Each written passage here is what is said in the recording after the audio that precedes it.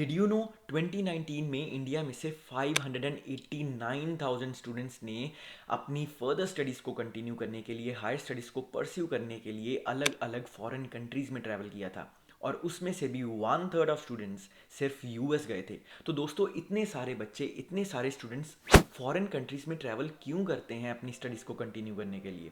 दोस्तों, मैं भी पिछले 6 साल से कनाडा रह रहा हूँ और अपनी फर्दर स्टडीज़ को कंटिन्यू करने के लिए ही यहाँ आया था। और आज की वीडियो में मैं आपको बताऊंगा कि फॉरेन कंट्री में स्टडी करने का फ़ायदा होता क्या है और क्यों आपको भी कंसिडर करना चाहिए कि आप अपनी हायर स्टडी किसी फॉरेन कंट्री में ही करें।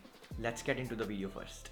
दोस्तों, सबसे पहले हम बात करेंगे अनकम्फर्ट टू इंडिपेंडेंस की। तो दोस्तों, बहुत ही ज़रूरी है ये समझना कि जब भी आप एक फ़ॉरेन स्टडी के लिए फ़ॉरेन कंट्री में जाकर नई जगह में, नए देश में, नए लोगों में, नए कल्चर में एक नया एक्सपीरियंस करने की कोशिश करते हैं, बनाने की कोशिश करते हैं, तो आपको कुछ देर के लिए, कुछ महीनों के लिए या फिर कई लोगों को तो कुछ सालों के लिए वो सेंस ऑफ इंस्टेबिलिटी, वो नर्वसनेस, वो स्ट्रेसफुल सिचुएशंस, वो एंजाइटी बहुत देर तक रहती है। तो ये जो समझना बहुत ज़रूरी है कि ये जो अनकम्फर्टनेस होती है, जो इंस्टेबिलिटी होती है, यही आपको ग्रो करने पर मजबूर करती है। जब आप अपनी कैपेसिटी के सर्कल को पुश करते हैं, फोर्स करते हैं, उसी कैपेसिटी के सर्कल के बॉर्डर पे आपको अनकम्फर्टनेस महसूस होती है, लेकिन उसी अनकम्फर्टनेस के बाद हमें ग्रोथ मिलती है। दोस्तों, आपने सुना तो काफ़ी होगा कि जो भी इंसान बाहर ट्रैवल करने जाता है, स्टडीज़ के लिए जाता है, फॉरेन स्टडीज़ के लिए, वो कुछ सालों में इंडिपेंडेंट बन जाता है। और आपने या तो किसी आर्टिकल में या वीडियोस में या कहीं ना कहीं कहीं तो पढ़ा ही होगा। लेकिन दोस्तों, मैं आपको 100% बता सकता हूँ कि जब तक आप ये चीज़ खुद एक्सपीरियंस ना कर लें, आप बिल्कुल नहीं रियलाइज़ कर पाएंगे कि आप कितने ज़्यादा सेल्फ इंडिपेंडेंट हो जाते हैं। इनफैक्ट आप इतने सेल्फ इंडिपेंडेंट हो जाते हैं कि आपको फाइनेंशियली, इमोशनली और स्पिरिचुअली किसी पर रिलाई करना नहीं पड़ता। और ये चीज़ दोस्तों हर एक पर अप्लाई नहीं होती। कई लोग फिर भी डिपेंडेंट रहते हैं, लेकिन इन अ जनरल सेंस लोगों की सेल्फ इंडिपेंडेंस पर वो काफ़ी काम कर लेते हैं। और वो काम कैसे करते हैं? जब आपको सारी चीज़ें खुद करनी पड़ती हैं, from the most insignificant thing to the most significant thing in your life. आप वो चीज़ें करने पर गलतियां करते हैं, गलतियों करने पर आप उन गलतियों को ठीक करते हैं, अपने नए रास्ते बनाते हैं, किसी के बनाए हुए रास्ते को टेस्ट करके चलते हैं। ये सारी चीज़ें आपको ग्रो करने में मदद करती हैं। और यही uncomfortness over the years, over a time period bar bar compound होती है और इतनी कंपाउंड होकर आपको वो इंडिपेंडेंट बना देती है। इतना इंडिपेंडेंट बना देती है कि आपको इतनी कैपेबिलिटी मिल जाती है कि आप अपनी लाइफ पर कंट्रोल रख सकें। और जिसकी लाइफ पर कंट्रोल होता है, वो person he is comparatively happier than a person जिसका अपनी लाइफ पर कंट्रोल बिल्कुल नहीं होता है। Job availability. दोस्तों, अलग अलग स्टेजेस ऑफ लाइफ पे अलग अलग इंसान इस टर्म को अलग अलग कंसिडर करते हैं। अगर आप कॉलेज में जाना चाह रहे हैं तो आप शायद सोचेंगे कि पार्ट टाइम जॉब अवेलेबिलिटी कैसी है। अगर आप ग्रेजुएट होने जा रहे हैं तो आप सोचेंगे कि वहाँ ग्रेजुएशन रेट के बाद जो एम्प्लॉयबिलिटी रेट है वो कैसा है, एक वर्कर की एम्प्लॉयबिलिटी कैसी है, आपकी करियर अपॉर्चुनिटीज़ कैसी हैं।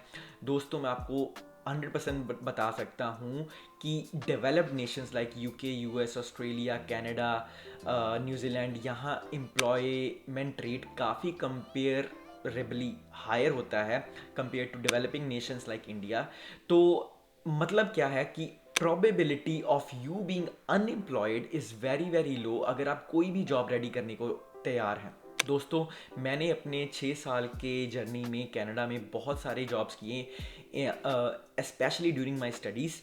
तब मैंने as a factory worker, security guard, restaurant में, होटल इंडस्ट्री में, वेयर हाउसेज में, बेकरी में, ग्रॉसरी स्टोर में, आई थिंक कंस्ट्रक्शन में भी काम किया था। तो दोस्तों, बहुत तरह तरह की जॉब्स इसलिए करनी पड़ी थी क्योंकि हर सेमेस्टर स्केड्यूल बदल जाता था। तो उस कारण मुझे अलग अलग जॉब्स ढूंढनी पड़ती थी। और यहाँ से आप देख भी सकते हैं कि वो अवेलेबिलिटी, अपॉर्चुनिटी प्रोवाइडेड होती है, लेकिन आपको वहाँ तक खुद जाना पड़ेगा और खुद रेडी भी होना पड़ेगा वो काम करने के लिए। तो दोस्तों सिर्फ यहाँ तक नहीं, जब आप ग्रेजुएट भी हो जाते हैं आपके पास तरह तरह की जॉब्स अपॉर्चुनिटीज़ अवेलेबल होती हैं। You just need to know कि यहाँ का वर्क कल्चर कैसा है, यहाँ वो कैंडिडेट में क्या ढूंढते हैं, रेज्यूमे स्टाइल क्या है। जो लोग इंडिया से पहले ही काम करके आते हैं या फिर बिजनेस अपना चला कर आते हैं उनको एक लर्निंग कर्व फेस करना पड़ता है, क्योंकि यहाँ के कंपनीज का वर्क कल्चर अलग हो सकता है, टीम्स के बातचीत करने का तरीका अलग हो सकता है। तो वो लर्निंग कर्व भी आपकी ग्रोथ की तरफ ही जाता है। जब मैंने यहाँ फुल टाइम एक कंपनी में काम करना शुरू किया तो मुझे काम से ज़्यादा वहाँ के वर्क कल्चर के बारे में सीखना पड़ा कि कैसे किसी अपने हायर अप को अप्रोच करनी है, कैसे किसी प्रॉब्लम का सल्यूशन किसी से पूछना हो तो वो कैसे बातचीत कम्युनिकेशन कैसे करनी है। ये चीज़ें आप बहुत सारी सीखते हैं। और इवन ड्यूरिंग कॉलेज आपके पास कोऑप्स, इंटर्नशिप्स, प्रोजेक्ट बेस्ड वर्क, कोई कॉन्ट्रैक्ट बेस्ड वर्क, कॉलेज कोशिश पूरी करता है यूनिवर्सिटीज़ की आपको अपॉर्चुनिटीज़ एक वेबसाइट पे प्रेजेंट कर दें अगर आपके करिकुलम का वो पार्ट है, लेकिन आपको अप्लाई खुद ही करना पड़ता है, इंटरव्यू भी होता है। जैसे इंडिया में अलग अलग कंपनीज कॉलेजेस में आती थी वैसा यहाँ नहीं होता मोस्ट ऑफ द टाइम्स। तो दोस्तों जैसे मैंने पहले कहा, अगर आप कोई भी जॉब रेडी करने को तैयार हैं then there are very low chances कि आप यहाँ अनएम्प्लॉयड बिना काम किए एक्सटेंडेड पीरियड ऑफ टाइम तक आपको रहना पड़ेगा। There is absolutely I think no chance. काफ़ी सारी अपॉर्चुनिटीज़ अवेलेबल होती हैं। इंटरनेशनल एंड कल्चरल डाइवर्सिटी, दोस्तों जितना मुझे यहाँ आकर इंडिया के दूसरी स्टेट्स के लोगों के बारे में, दूसरे पार्ट्स के लोगों के बारे में पता चला है उतना मुझे इंडिया में रहकर भी नहीं पता चला था। तो दोस्तों यहाँ आप आकर देखेंगे कि क्लास में अलग अलग इंडियन स्टेट से लोग आए होते हैं। मेरी क्लास में गुजरात के बच्चे भी थे, साउथ इंडिया के भी थे, कोई नॉर्थ ईस्ट का था। और just not Indian, different states, आपको इंटरनेशनली डाइवर्स बच्चे भी मिलेंगे। आपका प्रोफेसर भी किसी और कंट्री से हो सकता है। कई बच्चे साउथ अमेरिका से होते हैं, कोई चाइना से, कोई कोरिया से, कोई अफ्रीका की डिफरेंट कंट्री से भी होता है। तो इतनी सारी डाइवर्सिटी से आपको डिफरेंट पर्सपेक्टिव्स के बारे में पता लगता है। कोई भी सिचुएशन हो, कोई चैलेंज हो, कोई प्रॉब्लम हो, उसको अप्रोच करने का तरीका हर एक इंसान का अलग होता है, उसको सॉल्व करने का तरीका हर एक इंसान का अलग होता है।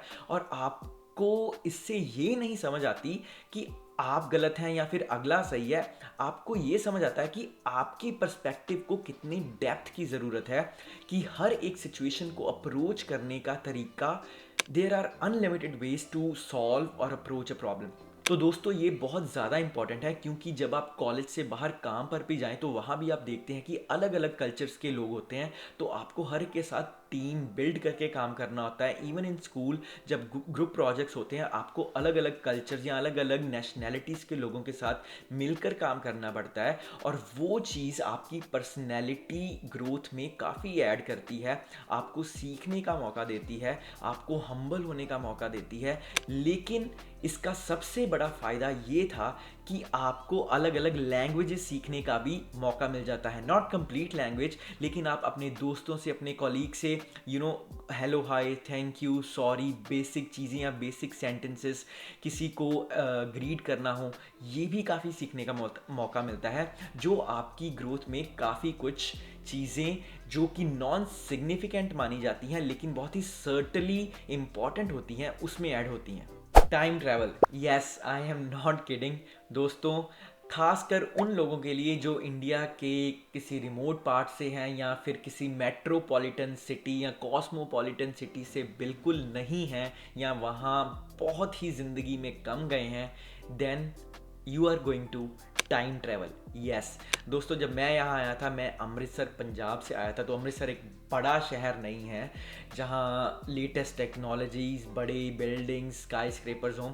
तो जब आप बाहर आएंगे स्टडी करने के लिए, फॉरेन कंट्री किसी भी जाएंगे, किसी बड़े शहर में जाएंगे, तो आपको देखने को मौका मिलेगा कि ये शहर, यहाँ के लोग, यहाँ के बच्चे, यहाँ की फैमिलीज़, यहाँ की जो टेक्नोलॉजी, यहाँ के आर्किटेक्चर, यहाँ के businesses, they are 20 to 30 years ahead of us in terms of the world we live in general. Everything is online, most of the things are technologically advanced, दोस्तों ये बात कर रहा हूँ मैं बड़े शहरों की, जो इन कंट्रीज़ में बड़े शहर होते हैं। इन कंट्रीज़ में भी, डेवलप्ड नेशंस में भी कई छोटे शहर होते हैं जहाँ पूरी टेक्नोलॉजी नहीं आई होती in terms of compare to the big cities. जैसे मैं अभी टोरंटो में हूँ, तो यहाँ टोरंटो बहुत ही बड़ा शहर है, लेकिन यहाँ भी कई छोटे शहर हैं जहाँ इतनी टेक्नोलॉजी एडवांस्ड आपको हर जगह नहीं मिलेगी, क्योंकि वहाँ पॉपुलेशन बहुत कम है। लेकिन जैसे मैंने कहा, आप टाइम ट्रैवल, आपको फील ऐसा ही होगा कि आपने 20-30 साल आगे आ गए हैं। यहाँ के बच्चों को कोडिंग शुरू से ही आती होती है, रोबोट से वो आपसे भी ज़्यादा नॉलेज रखते हैं, एआई में ज़्यादा नॉलेज रखते हैं। तो ये सारी चीज़ें काफ़ी इनिशियली हिट करती हैं, और वो अनकम्फर्टनेस आती है कि हमको भी ये चीज़ें जल्दी जल्दी सीखनी चाहिए। और वही, जैसे मैंने पहले बोला था, अनकम्फर्ट से आपकी ग्रोथ भी उतनी ही ज़्यादा अरिथमेटिकली फास्ट हो जाती है जितना आप अनकम्फर्टेबल रहते हैं। तो दोस्तों, टाइम ट्रैवल करना है तो आप भी कंसिडर कीजिए बाहर आना। Journey of self discovery, this is the most important point in the entire video. दोस्तों, आई डोंट केयर कि आप बाहर क्यों आना चाहते हैं, किसी पढ़ाई के लिए, किसी जॉब अपॉर्चुनिटी के लिए, कोई बिजनेस अपॉर्चुनिटी के लिए, या फिर just to explore the world. लेकिन आपको मैं एक दावा 100% कर सकता हूँ कि आप अपने बारे में जानना शुरू और ज़्यादा कर देंगे, या फिर इस जर्नी पर चल पड़ेंगे कि आपको अपने बारे में जानने का और मौके मिलेंगे।